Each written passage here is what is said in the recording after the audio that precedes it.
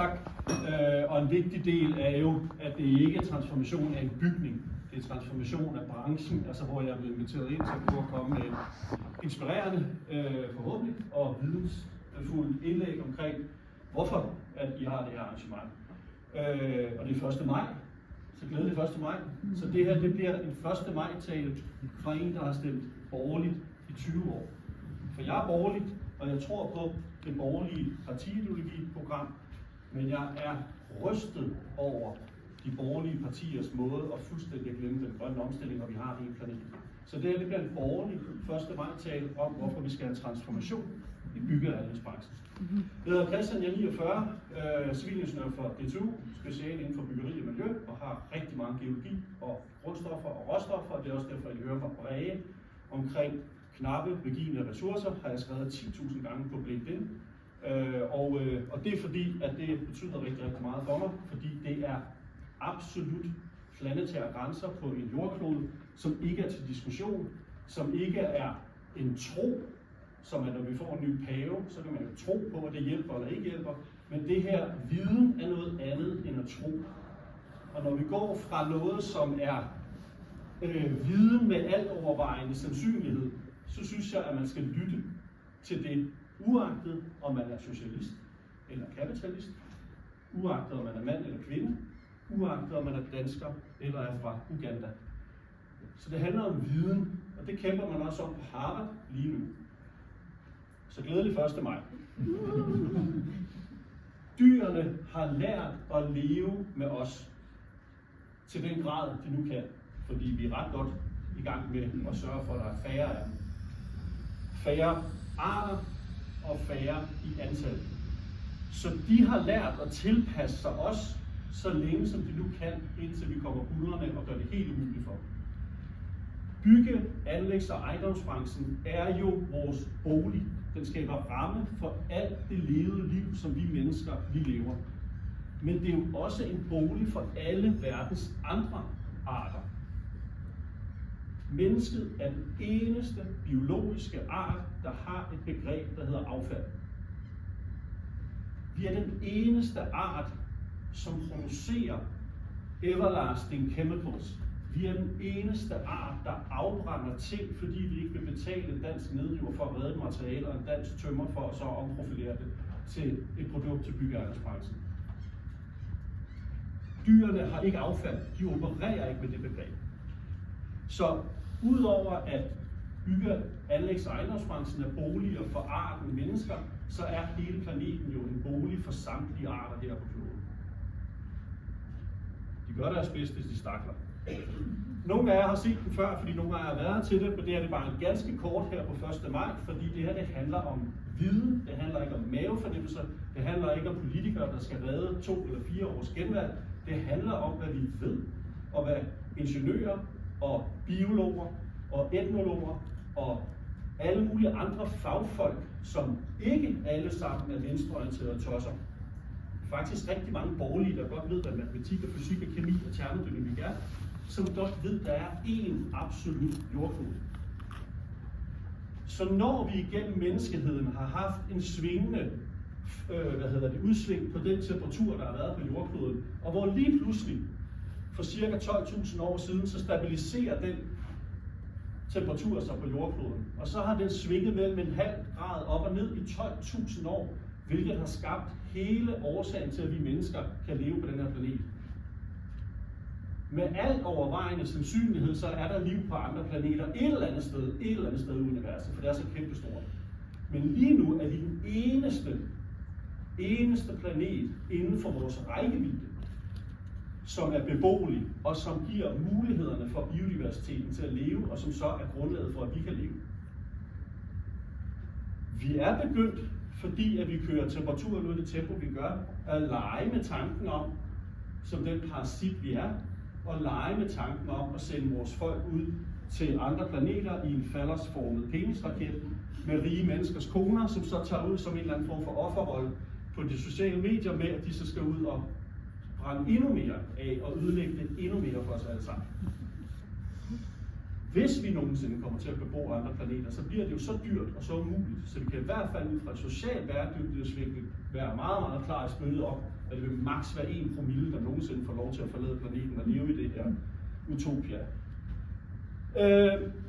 Så vi spiller med noget, som vi simpelthen ikke aner, hvad vi har med at gøre. Samtidig med, at tusindvis af forskere på en almindelig 30-35.000 kroners løn igennem årtier, også borgerlige forskere, har gjort det klart, hvad det er, vi har gang i. Vi har haft viden tilgængeligt lige siden, altså i 100 år har vi snakket om det her. Mængden af data er så blevet større og større, men vi leger virkelig med ilden her. Her har vi, at forskerne endelig har fundet ud af, at almindelige dødelige mennesker hellere vil spille paddle, end at forstå, hvad det er, vi har gang i. Det her, det er helbredsrapporten for planetaryhealthtech.org, som ikke er en samling venstreorienterede hippier. Det er vildt dygtige forskere, som ved, hvad de laver, og som baseret på data, ikke på hellige skrifter i Koranen eller i Bibelen eller et eller andet, baseret på viden, ved, at vi har nogle enormt store udfordringer på vores helbredstjek.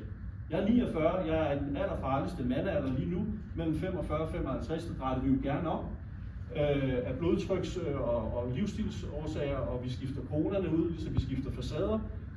Det skal se lidt yngre og flot ud.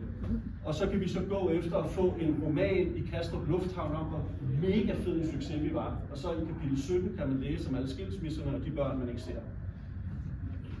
Her der er det klare tegn på, hvorfor vi prøver at få styr på CO2. Fordi hvis ikke vi får styr på CO2, så går alt galt. Så CO2 er det, som er, hvis ikke vi får styr på CO2, så kan det være ligegyldigt ved at ødelægge Vejle Fjord. Fordi CO2 kommer til at ødelægge det klimatiske system i forhold til, at vi får energi ind fra solen, eller i forhold til, hvordan vi kommer til at koge ihjel, hvis ikke vi får styr på det. Og så kan vi godt leve med, at Vejle Fjord lider lidt lige nu, men vi skal have styr på CO2. Det er også derfor i introen, det blev nævnt.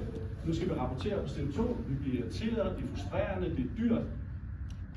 Men det er jo fordi, at vi mennesker har virkelig svært ved at ændre adfærd, medmindre der er nogen, der virkelig siger til os, at vi skal.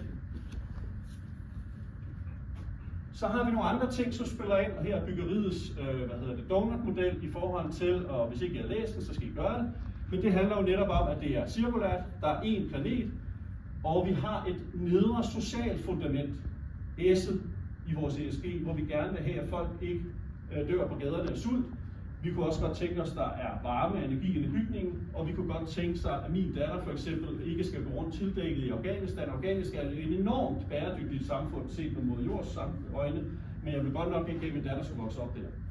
Men ud fra et bæredygtighedssynspunkt, så er Afghanistan jo 10-fold mere grønt nation, end Danmark er. For vi er jo langt over den røde linje, fordi vi er langt uden for det miljømæssige loft. Så vi deltager i den planetære udgave af luksusfælden. Vi trækker på kassekreditten i sådan en grad, at når vi lægger pengene op på, hvad vi bruger på CO2, hvad vi lægger på biodiversitet, hvad vi bruger på knappe ressourcer, hvad vi bruger på forsuring af grundvandet, så har vi et overtræk på 6 ud af 9 af de planetære grænser. Og kreditoren kan jo godt overleve i en periode, men på et eller andet tidspunkt, så falder regningen. Den er allerede i gang, den er faldet i århundreder, fordi vi har allerede bekriget hinanden som mennesker længe. Det gjorde vi også i barn, da man prøvede at finde en ny ressource, sin dejlige kone eller sin dejlige mand. Det var også en ressourcekamp, hvor man prøvede at få hinandens opmærksomhed. Her har I de igangværende krige på jordkloden i dag. Igangværende krige og konflikter, baseret på antallet af menneskeliv dræbt og slået ihjel, og det er dem, der er i dag. Vi har jo masser af krige bagudrettet, opiumkrigen og alt muligt andet, og Koreakrigen osv. Her har vi knappe vigile råstoffer, og den næste krig, vi kommer til at kæmpe, den hedder jo netop kobolt- og lithiumkrigen. For her, der sidder de, vores 2 venner, med kolonihavemagten her, der er Lord of the Rings, fordi vi kommer til at kæmpe om knappe vigile råstoffer. Jeg kender ikke en eneste krig, der hedder CO2-krig, og jeg kender ikke en eneste, der vil gå i krig for 12 kg CO2-ekvivalenter per kvadratmeter per år. Ingen fatter det. Men det her, det kan folk forstå. Vi vil gå i krig for grusgrave, for træ, for kobolt, for lithium osv. Så min 1. maj-tale handler ikke om forkortelser og djøf-mærkelige ord som CO2-kvoter, som almindelige mennesker ikke fatter. Der er utrolig mange, der siger, at nu vil vi knække det med CO2. Wow, prøv lige at komme uden for Storkøbenhavn. Der er ingen, der fatter noget som helst. Og dem, der sidder og laver de tal her, der er ikke nogen, der kan mærke eller føle en CO2-kvote på 4,5 eller 7 eller 12 kvadratmeter. Det er simpelthen dekoblet fuldstændig fra det at være et levende væsen. Det vi kan mærke, det er, at noget af det, der måske kan redde os, det er jo, at kvinderne er kommet ud på arbejdsmarkedet, sådan så de ikke føder så mange børn. Det betyder, at vi kan sætte forbruget lidt ned. Og så har vi jo skabt nogle samfund i Danmark og Sydkorea især, hvor det er blevet så ulideligt at være et menneske, så folk stopper med at føde børn. Så fødselsraterne rundt omkring i verden falder jo drastisk af en god årsag, fordi at vi heldigvis i 1915, tror jeg, gav kvinder stemmeret, og det er der nogle andre lande, der kæmper med, mens der er andre, der bestemt ikke gør det, som når Benito Mussolini i 1925 gav en medalje, når man fødte 7 kvinder, fordi man jo skulle føde ind til hæren, og Italien skulle gå fra 40 til 60 millioner. Det var jo en del af hans præmiering af, hvad det var at være en god kvinde. Det var også Benito Mussolini, der i 1929 forærede den katolske kirke til paven. De havde været i kamp længe, men han lovede jo bare, at så blev Italien som statsreligion katolicismen. Vups, så fik vi lavet en katolsk stat, ligesom vi snakker jødisk stat og islamisk stat, hvor vi prøver at skabe samfund, som er baseret på en overbevisning. Ingen viden overhovedet, ingen data, men vi bekriger hinanden helt vildt på grund af noget, der står i en bog, som hvide midaldrende mænd har skrevet ned for at holde styr på masserne. Vi er en imponerende race. Vi skylder hinanden i transformation i bygge- og anlægsbranchen, hvis vi snakker ansvarlig kontorindretning, så skylder vi hinanden at sætte os ordentligt ind i begreber inden for cirkularitet.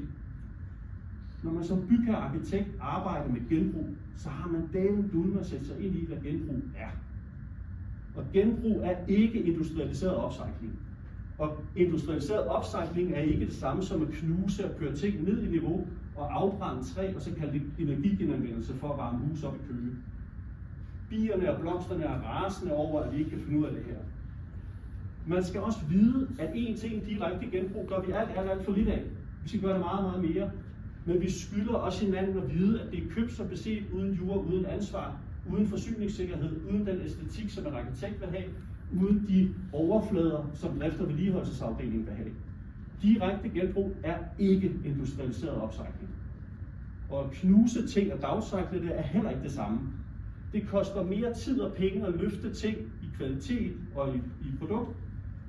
Og det er det, vi gør hos os. Det er det, man gør hos Næste. Det er det, man gør i Fischer Lighting. Det er det, man gør i gamle mursten. Det vil sige, at man tager materialer, omforarbejder dem og leverer dem som nye produkter med fuld ansvar og fuld produktgaranti.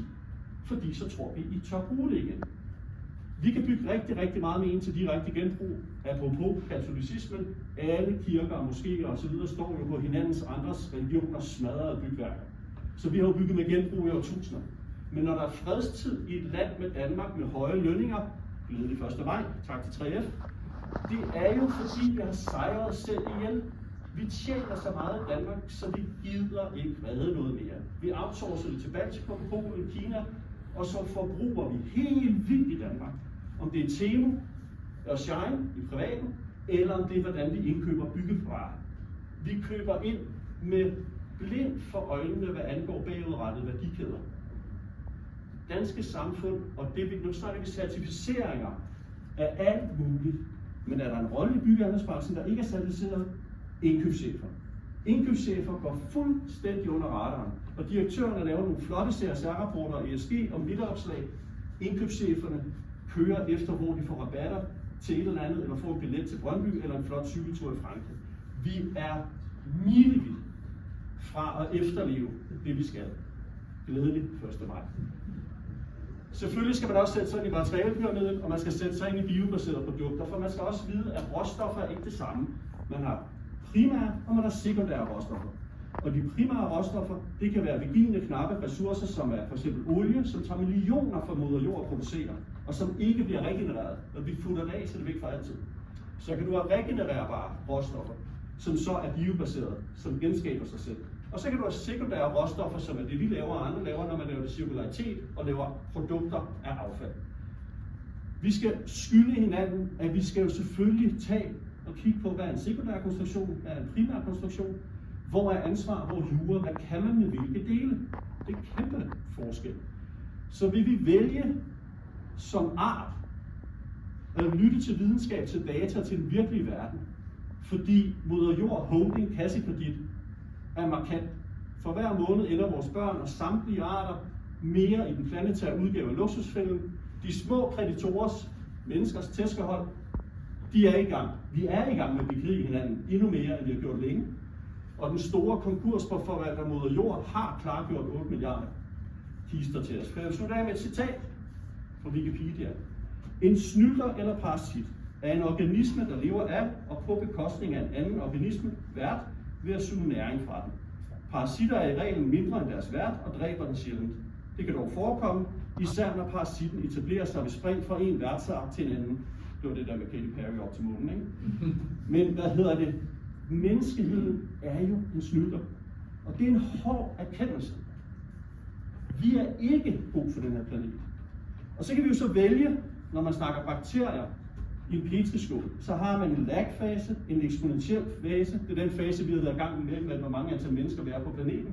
Så når vi en stationær fase i petriskålen, hvor vi stabiliserer os på 9 milliarder mennesker, og så starter dødsfasen, fordi vi løber tør for næring. Næringen kommer fra biodiversitet. Alle, og jeg siger lige til de borgerlige politikere, alle værdikæder i samtlige virksomheder er afhængige af en sund moder jord.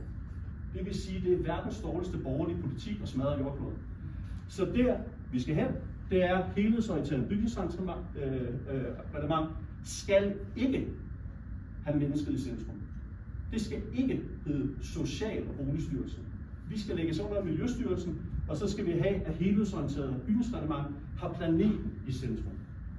For med de kortsigtede, mærkelige ting, som vores invasive biologiske art er, det har vi vist igen og igen, vi ikke er i stand til at håndtere. Det er ikke venstreorienteret at snakke om en byggestopbevægelse. Det er ikke venstreorienteret at snakke om absolut planetære grænser.